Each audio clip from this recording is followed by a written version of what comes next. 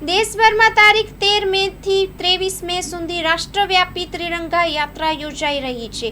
ભારતીય સેના દ્વારા હાથ ધરવામાં આવેલા ઓપરેશન સિંદૂર અંતર્ગત પાકિસ્તાનને અપાયેલા જડબાતોડ જવાબના સમર્થનમાં આજે અમદાવાદમાં ભવ્ય ત્રિરંગા યાત્રાનું આયોજન કરવામાં આવ્યું હતું.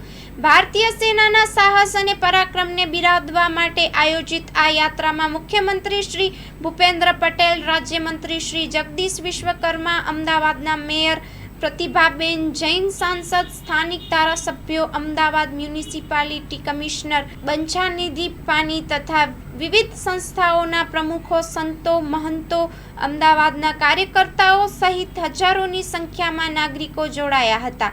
યાત્રાની શરૂઆત ભગવાન પરશુરામ પ્રતિમાથી વ્યાસવાડીથી થઈ હતી અને નેશનલ હેન્ડલૂમ હાઉસથી રાણી મેટ્રો સ્ટેશનથી આરટીઓ સર્કલ થઈ સુભાષચંદ્ર બોઝ સર્કલ ખાતે સમાપન થયું હતું. આ અવસરે મુખ્યમંત્રી ભૂપેન્દ્ર પટેલે કહ્યું કે ઓપરેશન સિંદૂર કરોડો ભારતવાસીઓની ભાવનાનું પ્રતિબિંબ છે.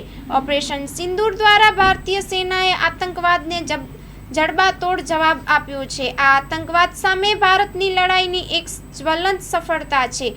Report by Jignesh Makwana, Ahmedabad.